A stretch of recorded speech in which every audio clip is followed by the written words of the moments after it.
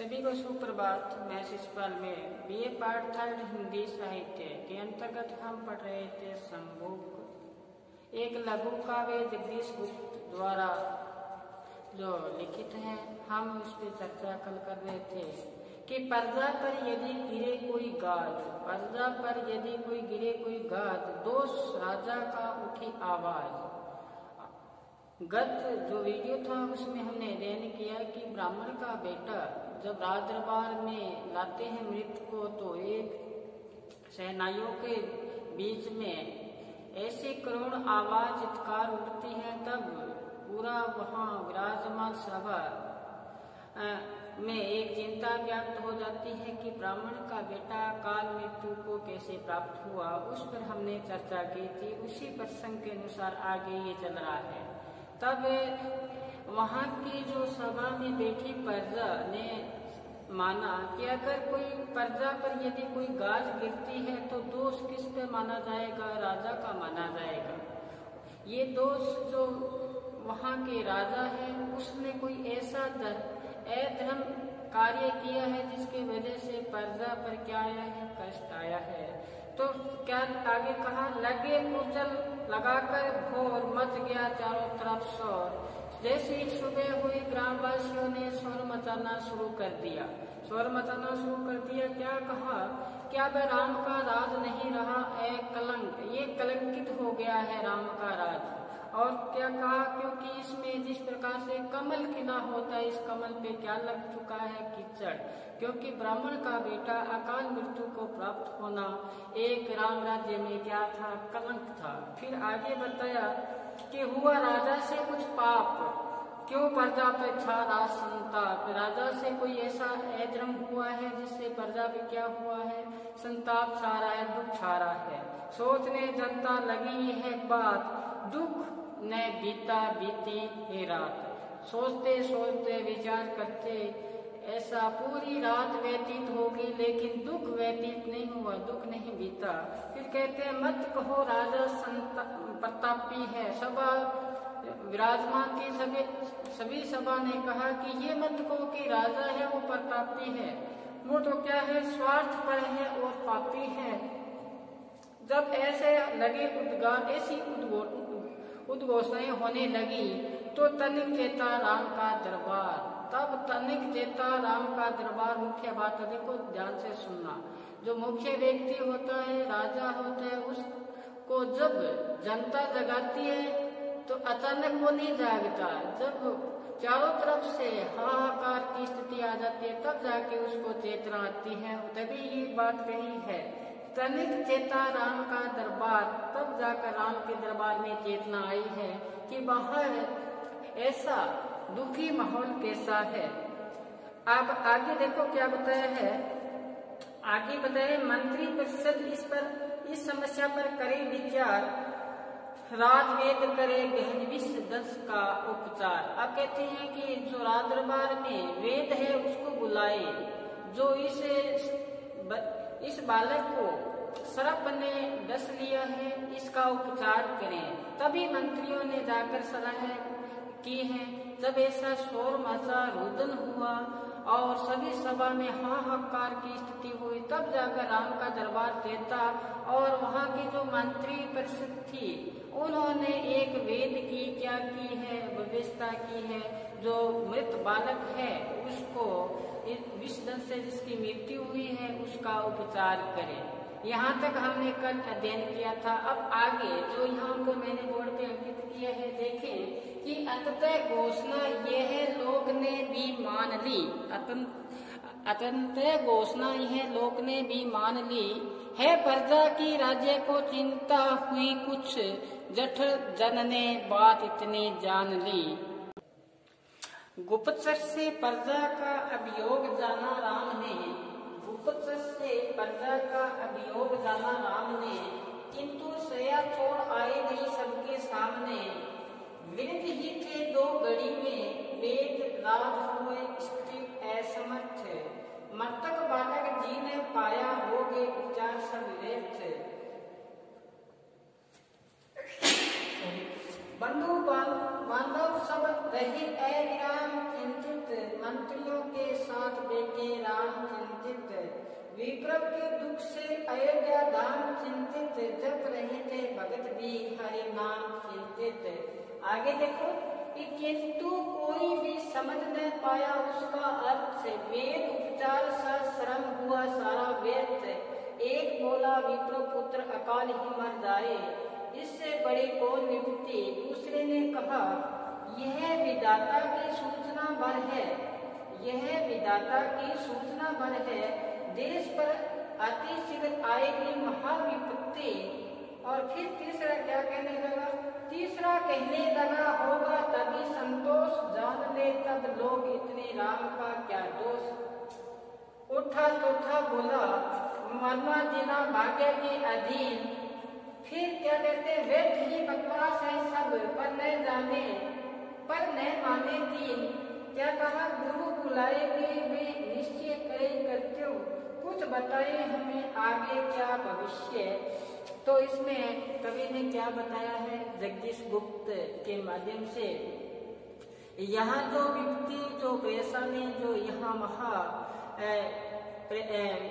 परेशानी आई है उसके बारे में बताया है। देखना, अतः घोषणा यह लोक ने भी मान ली है, प्रजा की राज्य को चिंता हुई कुछ, जठर जन्ने बात इतनी जान ली, गुप्तचर से प्रजा का अभियोग जाना राम ने, किंतु सैया छोड़ आए नहीं सबके सामने। एक बार इतना देखें अपने, तो कवि ने बताया है कि जब ये ब्राह्मण पर आई हुई विपदा को देखकर नगरवासी एक ईश्वर में क्या हुए, महाराज राम पर आरोप लगाने लगे। महाराजा राम पर क्या लगाने लगे, आरोप लगाने लगे।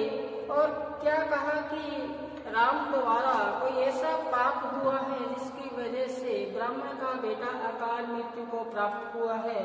और प्रजा, जब सारी प्रजा राम की अपयश की चर्चा होने लगी, राम की वहाँ क्या होने लगी, अपयश की चर्चा होने लगी, तब तो राजदरबार में मंत्री परिषद तत्काल एक वेद को बुलाया गया जो ब्राह्मण के लड़के का क्या करे, इलाज करे उसका। ऐसी जब सामूहिक बात हुई तब ये माना।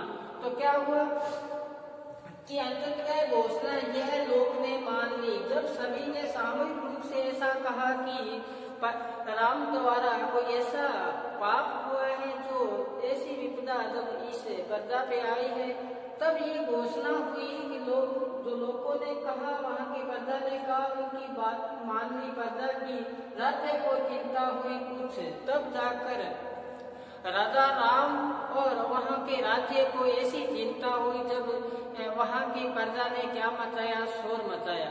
आगे देखो, फिर जठरजन से बात इतनी जान ली, जठरजन का से जो बूढ़े व्यक्ति थे वहाँ पर जो वृद्ध व्यक्ति थे उनकी बातें मानी गई है। बात कौन सी मानी गई, और या उनसे मानी गई है या राम द्वारा गुप्तचर से, राज्य के राजा के पास गुप्तचर होते हैं, उनके द्वारा ये बात जानी गई कि प्रजा पर ऐसा क्या संकट आया है। तब ये ऐसी बात मानकर प्रजा का क्या, उस जो महाविपत्ति थी उसका निवारण करने के लिए कुछ उपाय सुझाए गए। लेकिन फिर भी बताया है कि अयोध्या के राजा राम अभी तक अपने पलंग से बाहर उतरे नहीं हैं, अपने सैया उस पे ही विराजमान है, आए नहीं सबके सामने, क्योंकि राम है वो राजा है, अयोध्या नगरी का क्या है, राजा है। तो राजा अचानक किसी के सामने उपस्थित नहीं होता, यही यहाँ कवि ने दर्शाने का प्रयास किया है। तो क्या बताया, आए नहीं सबके सामने, कौन नहीं आए, राम अभी तक सामने नहीं आए। तो फिर आगे क्या बताया, जैसे ही प्रजा ने ऐसा कहा, प्रजा की बात माने, वहाँ पर वृद्ध व्यक्ति थे उनकी बात माने, किस ऐसा जाना किससे, राम द्वारा गुप्तचर थे, उन्हें सूचना दी, राम को मंत्रियों को सूचना दी कि प्रजा में ऐसी संकट की स्थिति आई है। तब प्रजा ने कुछ व्यवस्था की है। कौन सी व्यवस्था की है देखना, एक वेद की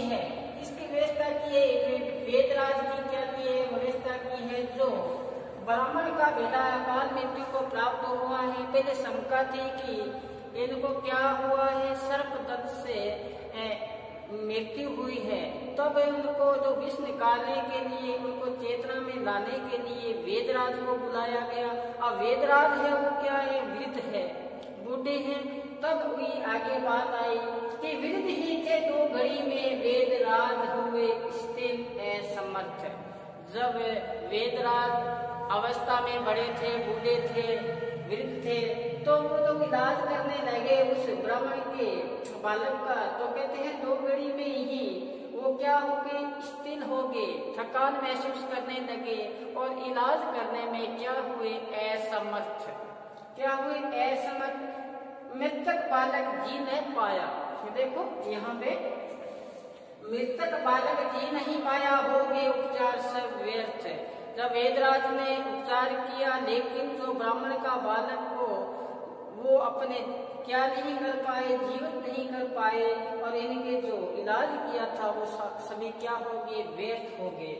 बंधु बांधव सब रहे अविराम चिंतित। वहां पर सभा में विराजमान बंधु और सभी जो उनके साथी थे वो लगातार क्या हो रहे थे, चिंतित हो रहे थे। मंत्री भी चिंतित थे और राम भी क्या थे, मंत्रियों के साथ चिंता से ग्रसित थे कि राम राज्य में ऐसा ब्राह्मण का बेटा अकाल मृत्यु को प्राप्त होना कोई महाविपत्ति की ओर संकेत है। देखो आगे फिर क्या बताया, विप्र के दुख से, ब्राह्मण के दुख से अयोध्या धाम चिंतित। बहुत महत्वपूर्ण पंक्ति है ये यहाँ पे कि ब्राह्मण के दुख, ब्राह्मण का जो दुख था उस दुख से संपूर्ण अयोध्या धाम क्या हुई, चिंतित हुई। जब रहते भगत भी हरे नाम जैसे सब उस चिंता का निवारण करने के लिए राम का नाम का क्या कर रहे थे, जाप कर रहे थे। तब वेद आए, वेद भी उस इलाज करने में क्या हुए, असमर्थ हुए। तो चिंता सबसे ज्यादा चिंता मंत्रियों को हुई। मंत्रियों और गुप्तचरों से किसने जाना, राम ने जाना, उनको भी क्या हुई, चिंता हुई। यहाँ तक हमने चर्चा की। फिर देखो आगे, किंतु कोई भी समझ पाया नहीं इसका अर्थ, वेद उपचार सा श्रम हुआ सारा व्यर्थ। वेद ने इलाज किया, वो इलाज भी क्या हुआ, व्यर्थ चला गया, कोई इसका कोई समझ नहीं पाया।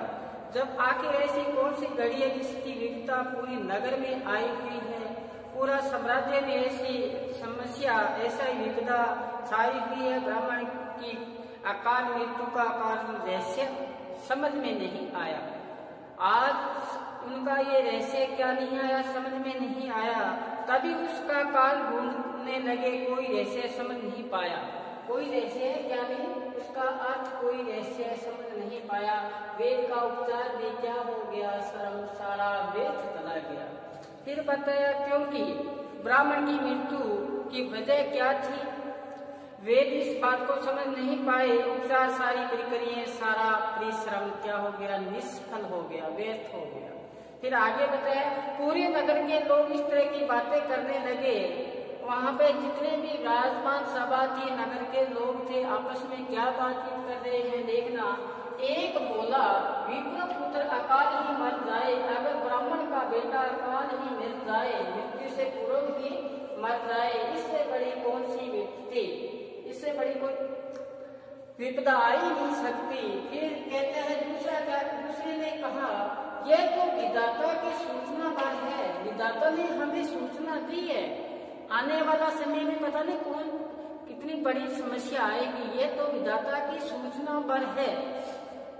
क्या बताया, यह तो विधाता की सूचना पर है, देश पर अति शीघ्र आएगी महाविपत्ति। वहां पर नगरवासी आपस में ये चर्चा कर रहे हैं कि ये तो विधाता की सूचना पर है, आने वाले समय में कितनी परेशानी या विपदा आएगी, महासंकट आएगा, ये तो विकट संकेत ही है। अब तीसरा क्या कहने लगा, तीसरा कहने लगा, होगा तभी संतोष जान ले जब लोग इससे राम का क्या दोष। देखो तीसरा कहने लगा, होगा तभी संतोष। तीसरा क्या कहने लगा, होगा तभी संतोष जब जान ले जब लोग इससे राम का क्या दोष, उसमें बताया, तीसरा बोला कि हम इस रहस्य को जड़ से ही जान ले, इसमें राम पर जो दोष लगाए जा रहे हैं ये व्यर्थ है, ये क्या है, व्यर्थ है, इसमें राम का कोई दोष नहीं है। तो एक चौथा उठा, उसने बोला मरना जीना भाग्य के अधीन, मरना जीना क्या है, भाग्य। ये जो सभा विराजमान है वो आपस में चर्चा कर रही है, नगरवासी चर्चा कर रहे हैं। चौथा बोला मरना जीना भाग्य के अधीन है, कोई मरता है कोई जीता है, अपना ये क्या बना हुए हैं, प्रारब्ध के कारण है। कहते ना पहले बनी प्रारब्ध बाचा बना शरीर है, तुलसी अचरज है मन में डाले न देर। ये हम प्रारब्ध पहले निकाल के लाते हैं, हमें क्या मिलना है, क्या कुछ पाना है, तभी ये चौथा बोला है उसी हिसाब से कि चौथा उठा बोला मरना जीना भाग्य के अधीन, व्यर्थ है बकवास सब। कहते ऊपर की बातें क्या है, बकवास है सब बातें, मरना जीना किसके, भाग्य के अधीन है। पर माने की, पर न माने की, जो ऊपर जो बातें कही हुई थी इन बातों का एक ने विश्वास ही नहीं किया। क्या नहीं किया, विश्वास नहीं किया। तो वो क्या कहने लगा, गुरु बुलाए कि निश्चय करे कर्तव्य, कुछ बताए हमें आगे क्या भविष्य के आने वाला समय है, वो महाविपत्ति को लेके आएगा। इससे पहले राम के जो गुरु है विश्वामित्र, उनको बुलाया जाए तो हमारे आने वाले भविष्य का क्या करे, निर्माण करे, हमें अवगत करवाए कि ब्राह्मण का बेटा अकाल मृत्यु को कैसे प्राप्त हुआ।